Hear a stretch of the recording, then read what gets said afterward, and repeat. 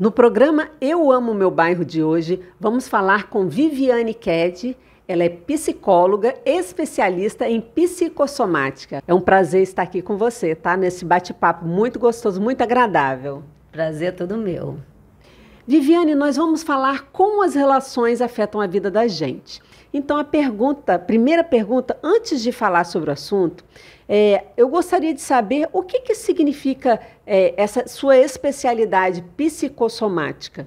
A psicossomática é uma ciência que ela estuda a relação das emoções no nosso corpo, né, na causa das doenças e na cura também, né?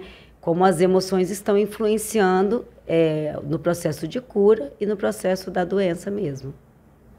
Então, as doenças psicossomáticas, elas derivam da nossa mente? Na verdade, eu acho que as doenças, elas derivam do nosso modo de pensar que causa o que a gente sente, as nossas emoções, né? Porque a gente pensa, logo a gente sente. E isso acarreta coisas no nosso corpo físico. Eu acredito que todas as doenças são psicossomáticas, porque todas elas têm influências emocionais. Pode ser, por exemplo, uma dor de cabeça, uma psoríase, algo que brota na pele das pessoas, lúpus, isso tudo. Então, você acredita que elas possam ser derivadas da mente da pessoa? Sim, com certeza. A gente já sabe hoje em dia que quando você tem uma doença e você tem uma mente positiva e começa a ter sentimentos, emoções positivas, o processo de cura ele se torna mais acessível, mais fácil, né? E assim como a fé, né, que também é algo que ajuda no processo de cura, tudo isso está relacionado ao nosso modo de pensar e ao nosso modo de sentir.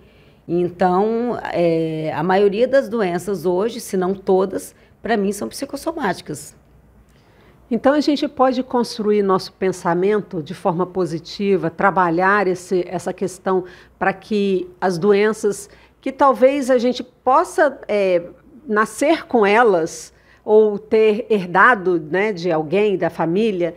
Então, a gente trabalhando essa consciência, o pensamento, um pensamento mais positivo e modificando nossas ações, isso pode minimizar os problemas? Acredito que sim, porque, na verdade, o nosso corpo é físico, mental e espiritual, então é uma soma de tudo, né? Nós herdamos certas coisas dos nossos antepassados, né? Dos nossos pais, e isso também contribui para que haja uma doença e uma cura. A gente herda muita coisa. Por exemplo, o câncer, né? A gente já sabe que existem alguns tipos de câncer que eles são de causa genética, outros não. Mas alguns tipos sim. Assim como a enxaqueca. Tem pessoas que têm uma predisposição à enxaqueca. E aí, quando vem uma ansiedade e outras emoções, elas ajudam a minimizar ou maximizar a dor de cabeça, dependendo do que a pessoa está passando ou sentindo naquele momento. Então, vamos falar sobre o nosso tema. Como que as relações afetam a nossa vida? Olha, se a gente está convivendo com pessoas mais tranquilas, que nos impulsionam, que são positivas, é claro que a nossa emoção vai melhorar. Agora, a gente também tem que entender que muitas vezes nós estamos adoecidos, né? E não só adoecemos quem está do nosso lado, como também temos dificuldade de absorver aquilo que o outro oferece para nós. E isso tem a ver com a forma da gente enxergar a vida, a forma da gente enxergar as coisas, ou seja, modelo mental, como dizem os coaches, mindset? É claro que sim, né? Só que, na verdade, as coisas não são tão simples quanto parecem. É muito fácil falar que a gente tem que ser positivo, a gente tem que ter equilíbrio. A teoria é muito linda, mas na prática nem sempre funciona dessa forma. Muitas vezes a gente tem que lidar com situações que fogem do nosso controle e, às vezes, vão sim mexer com as nossas emoções e nós vamos ter certas dificuldades. Porque quando a gente convive com outro ser humano, nós somos um mundo e o outro ser humano outro mundo. Nós pensamos diferente. Ninguém pensa igual a ninguém em tudo. Então, nós pensamos diferente. Então, quando você está num trabalho que envolve várias pessoas, você tem ali várias pessoas que pensam diferente, que podem sim alinhar pensamentos, mas que pensam diferente. Por exemplo, quando a gente casa com uma pessoa, a gente coloca ali expectativas, coisas que a gente acha que a pessoa vai fazer, que a gente acha que o outro deveria fazer, e muitas vezes o outro não está nem pensando aquilo, não tem intenção nenhuma de fazer o que a gente acha. E aí começam os conflitos, né? Entre uma pessoa e outra, porque cada um tem o seu universo particular. E é possível mudar o comportamento? O nosso, sim. O do outro eu já acho que é uma coisa mais complexa. Eu acho que a grande questão da psicologia é a gente se conhecer para a gente aprender a lidar com as nossas emoções, com a nossa vida e aprender a botar limite no outro. Agora, querer mudar o outro, muitas vezes o outro muda como consequência do que a gente faz, né? Da maneira que a gente começa a se pontuar, a se colocar. Mas daí a mudar o outro, eu já acho mais complicado. Agora, mudar assim, com muita força de vontade, muito autoconhecimento, a gente aos poucos vai mudando. Então, vamos falar sobre resiliência. A resiliência, né, é quando a gente consegue saber lidar com os problemas, certo? E dentro do comportamento, a gente consegue trabalhar essa resiliência para que a gente consiga lidar com problemas. Dentro da psicologia trabalha-se isso. As pessoas que às vezes elas têm muita coisa para resolver, às vezes estão com muitos problemas, problemas a nível de financeiro, a nível familiar, a nível de trabalho, a nível do dia a dia delas, e às vezes tem muitas pessoas que não sabem lidar com isso. A psicologia, né, a pessoa que faz um tratamento psicológico, ela consegue trabalhar a resiliência dela? Eu acredito que a gente tem que ter inteligência emocional, porque a partir do momento que a gente entende das nossas emoções e sabe lidar com elas, facilita não só a lidar com a gente mesmo, como com o outro.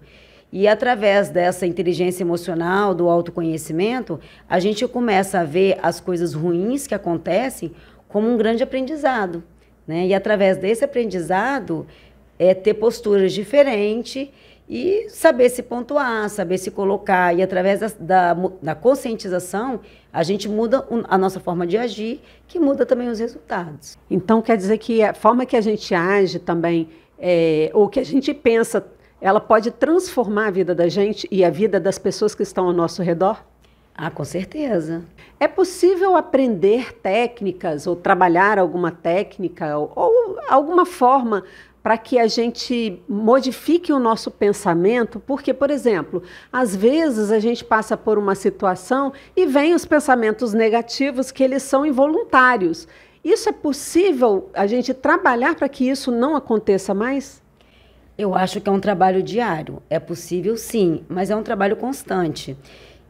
Tem uma técnica que não é nem da psicologia, aliás, tem várias técnicas que às vezes não estão ligadas à psicologia, mas que eu uso no meu dia a dia, né, que eu acho muito interessante.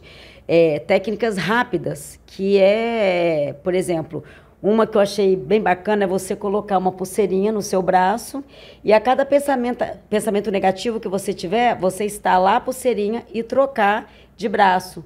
Porque aí você vai tendo mais consciência do que você está pensando. Porque muitas vezes a gente não tem consciência do tanto que a gente é negativo.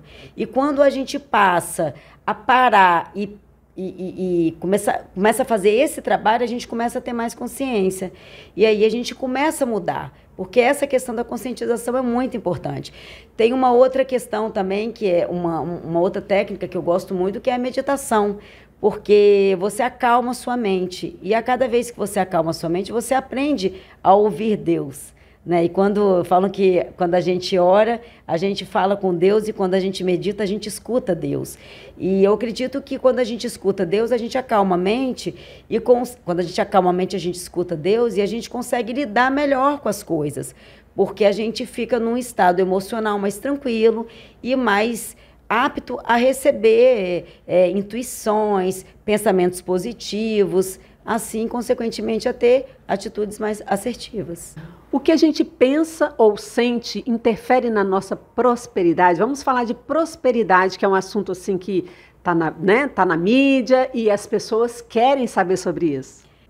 Então, vamos falar um pouquinho das crenças que a gente tem, né? Porque eu acho que quando a gente tem uma crença, interfere não só na prosperidade, como tudo na nossa vida. Por exemplo, falando de prosperidade, né? De dinheiro, de bem-estar no geral. Na verdade, eu acho que a prosperidade está muito ligada à realização. E para a gente ser realizado, eu acho que a gente tem que estar com crenças a ver com o que a gente acredita e, ao mesmo tempo, vivenciar aquilo que a gente acredita. Porque, assim, não adianta você falar que você é próspero se você trabalha numa coisa que você não gosta. Não adianta você ser rico se você está o dia inteiro fazendo algo que não te traz prazer. Então, eu acho que, antes de tudo, a gente tem que entender o que é prosperidade para a gente, o que a gente gosta, o que é importante na nossa vida. E, a partir do momento que a gente definir isso, a gente saber o caminho que vai seguir para poder se realizar. Então, assim, eu acho que antes de falar sobre prosperidade, a gente tem que tentar entender quais são as crenças que a gente tem por trás da forma que a gente age. Então, por falar em crenças, existem crenças limitantes, que nos limitam de alcançar aquilo que a gente quer. Exatamente. Por exemplo, uma crença relacionada à questão financeira, que eu vejo muito, né? Hoje já tem se falado muito sobre isso. Por exemplo, quem ganha muito, como é que é? Quem ganha muito dinheiro não vai para o reino dos céus. Tem uma parte bíblica, alguma coisa assim. Não pode ser rico, umas coisas assim. Eu não lembro direito, mas alguma coisa assim. Dinheiro não cai em árvore, dinheiro é sujo. São pequenas coisas que a gente ouve muitas vezes desde criança. Independente da condição financeira. Vai lavar a mão, dinheiro é sujo. E aí o dinheiro é sujo, quem tem dinheiro não entra no reino dos céus. E isso a gente escutando constantemente, a gente acaba, então, né, como que eu posso ganhar dinheiro? E aí, inconscientemente, você se sabota, você não ganha dinheiro por acreditar que dinheiro não é bom, claro que é nível inconsciente. Então a gente tem que tomar muito cuidado com as crenças que a gente tem, para a gente poder primeiro entender aquilo que a gente gosta, aquilo que a gente quer e o que leva a gente a hoje estar fazendo o que a gente faz. Né? Principalmente se a gente não gosta, entender por que a gente está ali. O que levou a gente a estar ali fazendo o que a gente não se sente realizado, não se sente pleno. Então a gente pode prestar atenção, né, nas palavras que a gente fala, nas crenças que a gente tem, que a gente traz da nossa infância, em toda a nossa vida, e ressignificar isso de alguma forma? Exatamente. Eu acredito que tudo que a gente sente, que a gente fala, vai conduzir a uma ação. Então, se a gente está vendo que a gente está tendo resultado, às vezes, eu não estou ganhando dinheiro, eu não estou realizado no meu trabalho. Tá, mas por que você está fazendo isso? O que te levou a isso? Né? O autoconhecimento é muito importante. Por que você se submete a estar fazendo algo que você não gosta? Por que será que você não está ganhando dinheiro? Qual o padrão familiar da sua família? Tem medo de cobrar. Você tem medo de cobrar, não se sente merecedor. A questão da crença do merecimento é muito fácil de ter. Né? Muita gente tem a crença do não merecimento. Então, você não se sente merecedor de cobrar, não se sente merecedor de ganhar dinheiro. O que está por trás de você estar onde você está, de você ter a atitude que você tem? Voltando para as crenças, né? Uma das coisas que eu tenho estudado muito é a questão da relação das mães com os filhos. Uhum. E eu vejo muito que a maioria das mães, elas se sentem responsáveis não, elas se sentem culpadas. Então isso pode ser uma crença, né? Que isso foi trazida para ela, que ela é culpada pelo motivo dos filhos serem como eles são hoje. Eu acho que assim, agora o mundo já está mudando muito, né? Essa questão de... A gente já sabe lidar melhor um pouco com essas situações. Mas a responsabilidade da mãe, ela ainda é muito grande. Então, gera essa cobrança dela com ela mesma. Porque eu acho que é um amor que a gente tem tão grande que a gente tenta fazer tudo certo. E não existe perfeição. Pai e mãe não vão ser perfeitos. E principalmente a mãe, que eu acho que é um amor diferenciado, é aquela que gera, é aquela que está ali mesmo, sente muitas vezes o que o filho está sentindo, ela tem uma cobrança excessiva de não errar, de fazer, né, de acertar. E é muito difícil a gente não errar. A gente, todos os dias, a gente tem que se questionar, se autoavaliar, para ver, porque a gente também faz aquilo que a gente aprende. Os nossos pais erraram, os pais dos nossos pais, nossos avós também erraram, e a gente vai errar, buscando acertar. Então, quanto mais conhecimento a gente tiver, menos chance a gente tem de errar. Mas eu vou te falar que muitas vezes a gente, com conhecimento, a gente também erra. Porque não existe perfeição. Tem momentos que a gente vai estar melhor, tem momentos que a gente vai estar pior. E a gente vai ter que saber lidar com isso, né? E a ansiedade, o medo, essas questões todas, até a depressão, isso pode atrapalhar o nosso desenvolvimento, a nossa forma de pensar e as nossas crenças. Isso pode interferir em nossas crenças, em nosso dia a dia, em nossa vida. Tem como trabalhar essas questões para que a gente possa conduzir nossas vidas de uma forma mais leve? Eu acredito que as nossas crenças que acabam nos trazendo medo, ansiedade. Porque, por exemplo, se eu tenho medo de andar de avião, eu vou acabar me impedindo muitas vezes de fazer uma viagem bacana, de conhecer pessoas novas.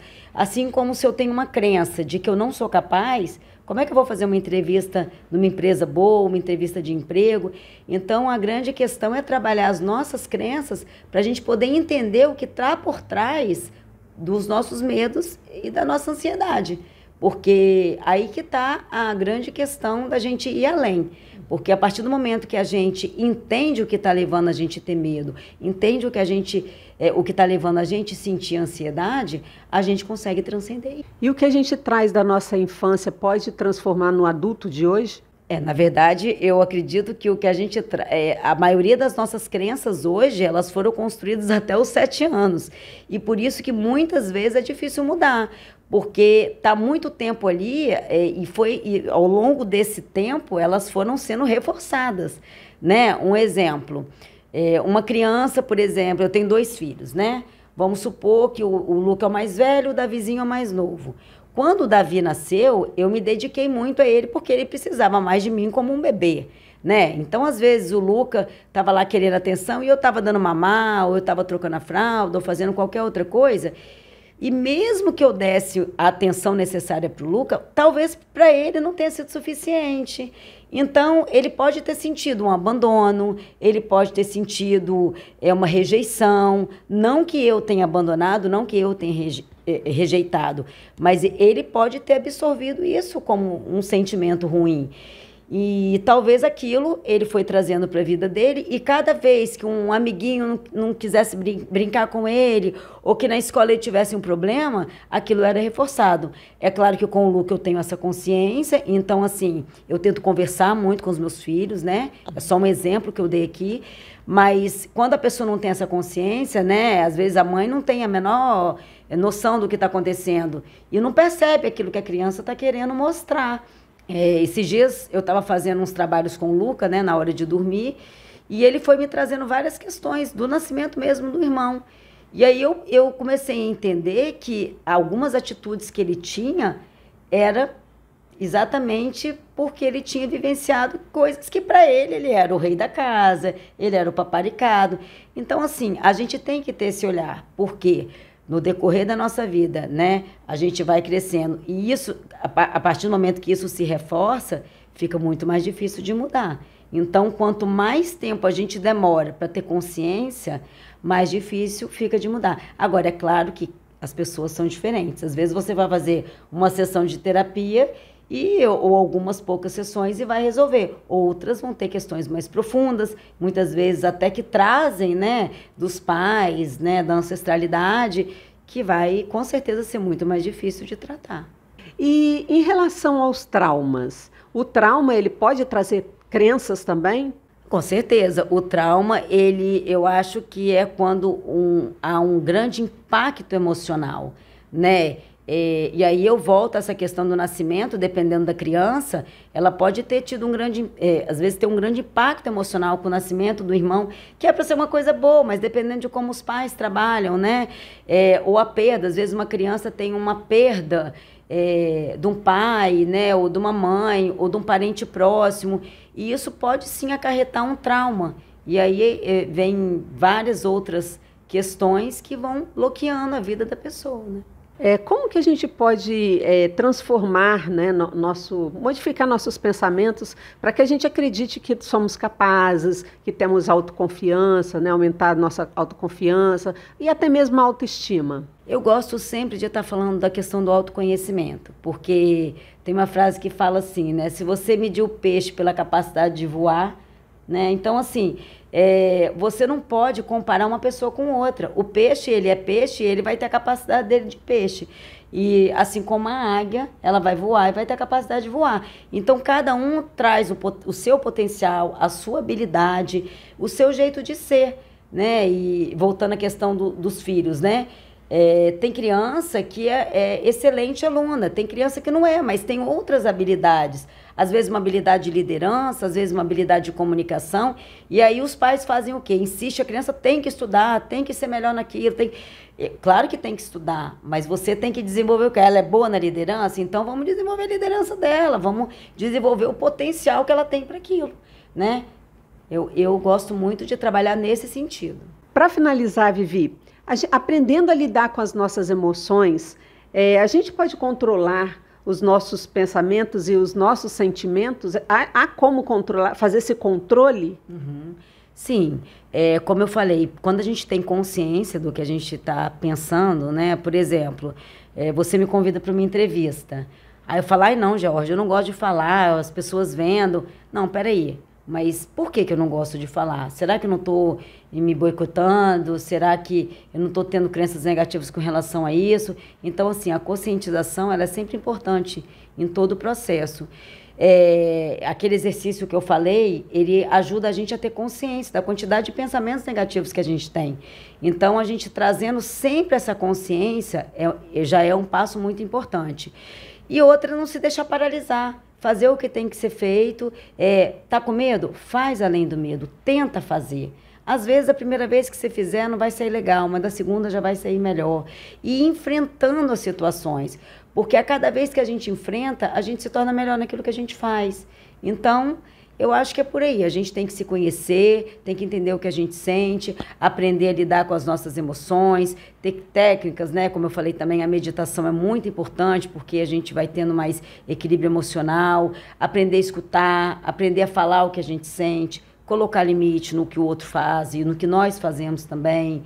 E saber se posicionar. Eu acho que são coisas que vão ajudar a gente nesse sentido aí. Eu Amo Meu Bairro finaliza agora a entrevista com Viviane Ked, que é psicóloga e especialista em psicossomática. Vivi, muito obrigada pelo bate-papo, que foi muito agradável. Eu que agradeço, obrigada. E até o próximo programa Eu Amo Meu Bairro.